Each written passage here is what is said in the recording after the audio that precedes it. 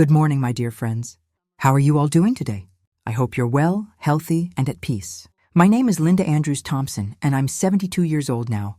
I'm sitting here in my cozy green armchair in Portland, Oregon, the one my late husband Robert gave me for our silver anniversary, watching the morning sunshine stream through my living room window.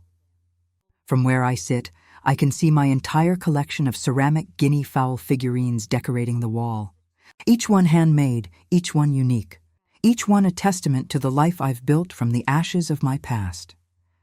But before I tell you about these beautiful birds and the joy they bring me, I need to take you back. Back to a darkness so deep I wasn't sure I'd ever see light again. Back to a time when my childhood wasn't filled with laughter and play, but with terror and shame. This is a difficult story, the kind you keep locked in your chest for many years, afraid to open the door and let it out. But sometimes, my dears, telling is a way to free yourself. And who knows?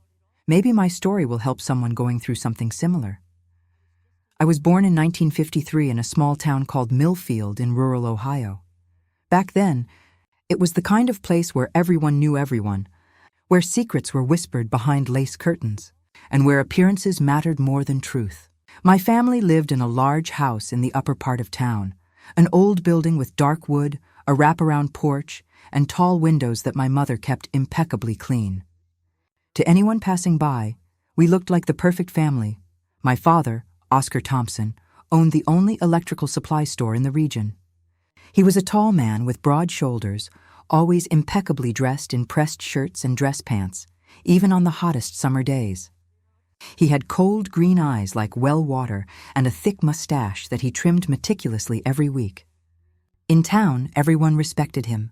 Mr. Thompson is a serious man, they would say, and he cultivated that image very carefully. He was a pillar of the community, a man who sat in the front pew at church and dropped large bills in the collection plate for everyone to see. My mother, Irene Andrews Thompson, was an elementary school teacher. She was thin, always with her hair pulled back in a severe bun, wearing round glasses that slid down her narrow nose when she read. She had a soft voice, almost a whisper, and walked so quietly you could barely hear her coming. She taught English and was known for being strict about grammar. Students feared her red pen corrections. But outside the classroom, she was a woman who barely made a sound. I was an only child. My parents had tried for more children, but my mother had suffered several miscarriages, problems, as they used to say back then. So all their attention focused on me. And that wasn't always a good thing. Believe me, our house was too big for just 3 people. It had 4 bedrooms, a formal living room, a separate dining room, a spacious kitchen, and a basement where my father kept his tools and other belongings. The backyard had fruit trees, a yellow plum tree with enormous sweet fruit and 2 apple trees. During fruit season, I would climb those trees and hide among the leaves, eating fruit still warm from the sun.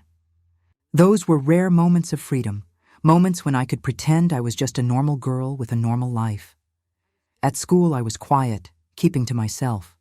I studied obsessively, memorizing everything, even what I didn't understand. Not because I loved learning, but because I was terrified of bringing home bad grades. My father said it would be shameful to have a stupid daughter. I had few friends. Dorothy, the pharmacist's daughter, was the closest thing I had to a companion. We played with dolls during school breaks, but she never came to my house. Nobody did. Even then, some part of me knew our home was different, that there was something wrong behind those pristine lace curtains. The routine in our house was as rigid as clockwork. We woke at 6 a.m. every day, even on Sundays. Breakfast at 6:30, lunch at noon sharp, dinner at 7 p.m. My father despised tardiness. If I was late for a meal, even by a few minutes, he would leave my plate on the table but forbid me to eat. Those who don't respect time don't deserve food, he would say coldly, putting everything in the refrigerator while I stood there, stomach growling, tears burning behind my eyes. I went to bed hungry on those nights, lying in the darkness, listening to my stomach protest. Sundays were particularly regimented. We attended church early, always sitting in the first row where everyone could see us, the perfect, pious family. My father made sure to place large bills in the collection plate with a flourish so the congregation could witness his generosity. After Mass, we walked through the town square, greeting acquaintances. "What a beautiful family," people would comment, and my father would smile with pride. My mother would look at the ground, squeezing my hand so tightly it hurt. I smiled too, because I knew that's what was expected of me. The performance had to be perfect. When we returned home, we changed out of our Sunday clothes immediately. My father said it was wasteful to wear them around the house. Then my mother would spend the morning preparing our special Sunday lunch: roast chicken, creamy mashed potatoes, green beans, and her famous macaroni and cheese with golden breadcrumbs on top. It was the only meal where my father served wine, a small glass for him and another for my mother. I drank grape juice, red like the wine, and pretended I was grown up too. It was on one of those Sunday nights, when I was about 8 years old, that everything changed.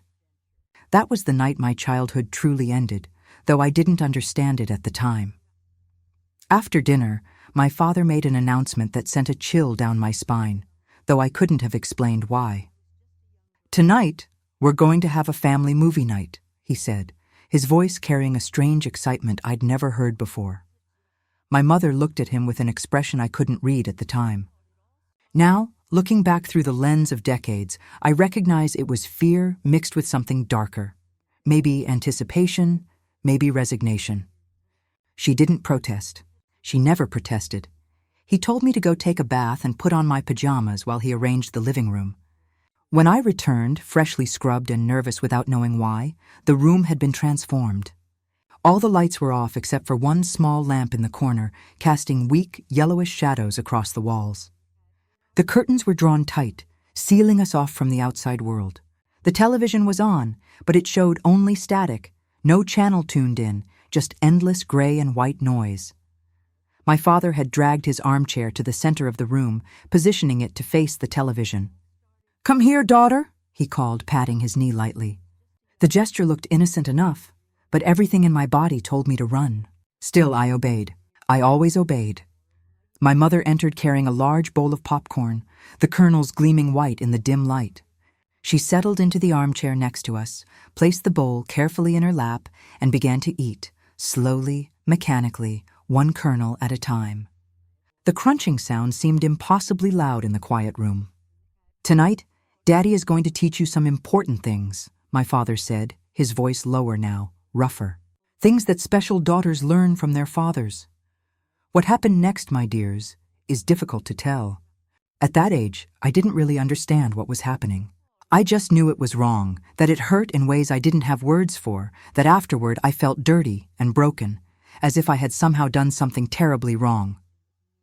My father told me it was our secret, that all families had their special secrets, and that if I ever told anyone, both he and my mother would go to jail. And I would be sent to an orphanage where children were beaten every day and fed nothing but stale bread. The threat worked perfectly. I was terrified of being the cause of my parents' imprisonment, of being abandoned to an even worse fate. So I stayed silent, and my mother?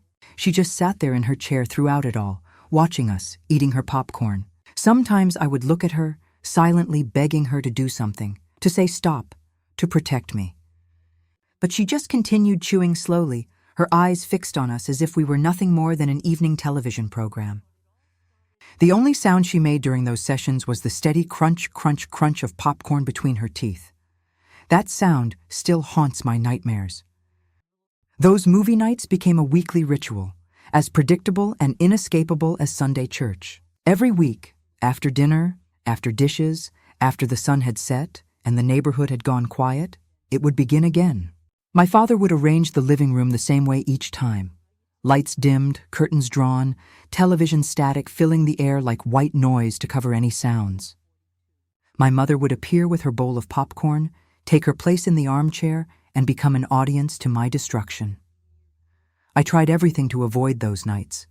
I faked illnesses, stomach aches, headaches, fevers. I stayed at school as late as possible, hoping that somehow, if I delayed long enough, the night would pass and it would be too late. But my father always saw through my attempts. "Stop being dramatic," he would say coldly. "You're not sick. You're just making excuses." And the session would happen anyway, sometimes lasting even longer as punishment for my resistance. At school, I began to fade. The teachers noticed I had stopped participating in class, stopped playing at recess. I would sit alone in the corner of the schoolyard, watching the other children laugh and run, feeling like I was separated from them by an invisible wall. How could I play and laugh when I carried such terrible secrets? How could I be a normal child when I had stopped being a child altogether? One day my teacher, Mrs. Henderson, called my mother in for a conference. She was concerned, she said. I had become withdrawn. My grades were slipping. I seemed unhappy. I sat outside the classroom during their meeting, my heart pounding, hoping against hope that somehow Mrs. Henderson would see through my mother's lies, that she would recognize something was terribly wrong. But when they emerged, my mother was smiling that polite smile she used in public. "She's just shy," my mother had told her, her voice soft and reasonable. "At home she's quite the chatterbox. You know how some children are, different at school than at home." It was such a monstrous lie. At home, I barely spoke at all, terrified that any word might irritate my father, might trigger another session outside the scheduled time. But Mrs. Henderson believed her. Why wouldn't she? Mrs. Thompson was a teacher herself, a respected member of the community. Surely she would know if something was wrong with her own daughter. The sessions continued, week after week, month after month, year after year. I learned to leave my body during those times, to float somewhere above myself and imagine I was somewhere else entirely. I would picture myself in Portland, Oregon, a city I'd seen in an old travel magazine at the library. In my mind, I lived in a small apartment with big windows, worked in a dress shop, had friends I could meet for ice cream on Sundays. It was a simple fantasy, but it kept me sane. That imaginary life in Portland became my lifeline, the place I would retreat to when reality became unbearable. When I turned 12, I got my first period. I remember the terror of seeing the blood, convinced I had seriously injured myself after a particularly brutal session. I ran to my mother crying, confused, frightened. She explained in her flat, emotionless voice that I was now becoming a woman. There was no warmth in her explanation, no comfort, no maternal embrace.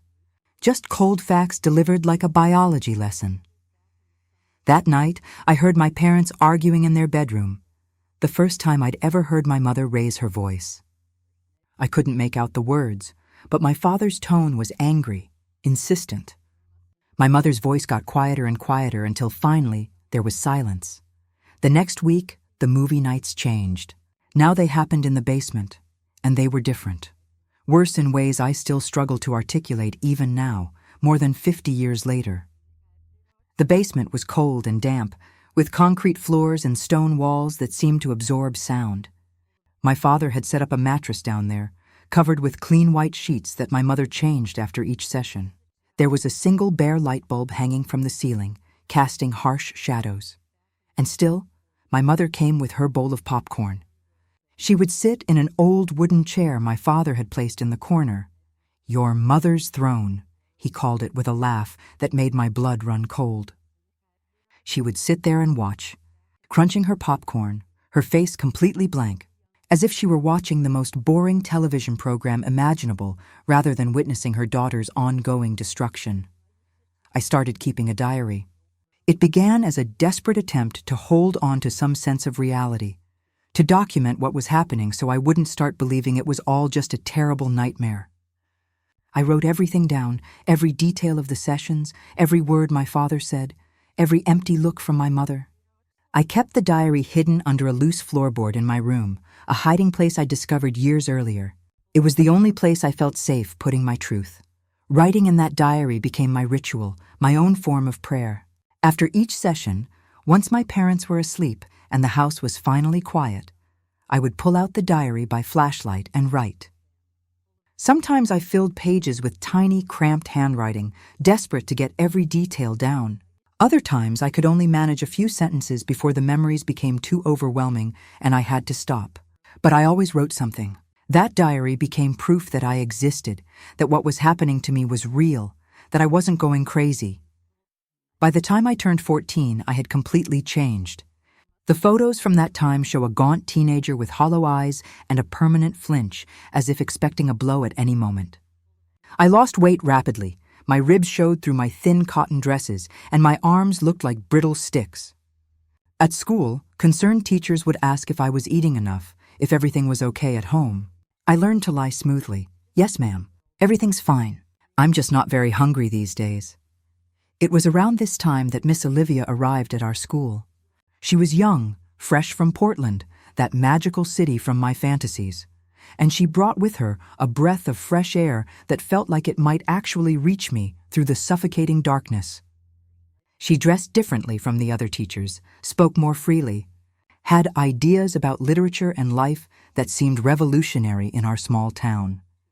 In her English class, she encouraged us to write personal essays about our dreams, our fears, our deepest thoughts. Writing liberates, she would say, her eyes bright with conviction. When you put your truth on paper, you take away its power to destroy you from the inside. I wrote carefully crafted essays for her class, stories about loneliness and fear that were true without being specific, that expressed my pain without revealing its source. She always gave me high marks and wrote thoughtful comments in the margins. This is powerful work, Linda. You have a gift for expressing deep emotion. One afternoon, I stayed late to help her organize books. We were alone in the classroom, and she turned to me suddenly and said, "Linda, you write very well. Your work has an unusual depth for someone your age, but there's something that worries me." She paused, watching my face carefully. "There's a profound sadness in your words, a pain that isn't normal for a 14-year-old girl." My heart started racing. I could feel my face flushing, my hands trembling. This was it. Someone had finally noticed, finally seen through the mask I wore every day. "You know you can trust me, don't you?" She continued softly. "If there's something bothering you, something you need to tell someone." For one brief shining moment, I almost told her everything. The words were right there, pushing against my throat, desperate to escape. But then I remembered my father's threats: jail, orphanages, beatings. I thought about my mother's complicit silence, about how no one would believe me. Mr. Thompson, the respected businessman? Mrs. Thompson, the exemplary teacher? Their daughter must be making up stories, seeking attention, being dramatic. I swallowed hard and shook my head. "Everything's fine, Miss Olivia," I lied, the words tasting like ash in my mouth. "I just like writing sad stories. It's more interesting than happy ones." She didn't look convinced, but she didn't push. Instead, she simply said, "My door is always open, Linda. Always. Remember that." That night, I wrote about Miss Olivia in my diary, about how it felt to be seen, even briefly, even incompletely. I wrote about imagining what it would be like to have a mother like her, someone who actually cared, who actually paid attention. The contrast between her genuine concern and my mother's cold indifference was almost too painful to bear. The abuse continued to escalate. My father seemed to be losing control, becoming more violent, more demanding. The store wasn't doing well. I would hear him late at night, going over account books, muttering angrily about debts and competition from bigger towns. His failures in business translated into increased brutality at home. I was his outlet, his way of feeling powerful when the rest of his life was spinning out of control. And through it all, my mother maintained her role as silent witness. She never missed a session, never forgot to bring her bowl of popcorn. Sometimes I would see tears sliding silently down her cheeks as she watched, but she never intervened, never spoke up, never protected me. Her silence was its own form of violence, perhaps even more damaging than my father's active abuse. At least his cruelty was honest in its brutality. Her passive complicity was wrapped in the guise of maternal presence, making it somehow more confusing, more devastating. I began to fantasize about escape. I would lie awake at night, staring at my ceiling, planning elaborate scenarios. I could run away, hitchhike to Portland, start a new life. But I was 14, with no money, no resources, no knowledge of how the world beyond Millfield worked. Where would I go? How would I survive? The same fear that kept me silent also kept me trapped. Other times, my fantasies turned darker. I thought about the bridge outside of town, about how easy it would be to simply step off the edge and end all the pain at once. I thought about my father's collection of tools in the basement, about all the ways a person could choose to stop existing. These thoughts scared me even as they comforted me. At least I had options. At least I had some control over my own fate. Even if that control was limited to choosing when and how to end it all. but something kept me going. Maybe it was the memory of Miss Olivia's kindness, the proof that not everyone in the world was cruel. Maybe it was my diary, my written testimony that this was all real and wrong and not my fault. Maybe it was simply the stubborn human instinct to survive, to keep breathing one more day in the hope that something might change. And then, suddenly, something did change. One afternoon I came home from school to find the house in chaos. My mother was rushing frantically from room to room, throwing clothes and belongings into suitcases. My father was shouting orders, his face red with anger and something else, fear, maybe, or desperation. "What's happening?"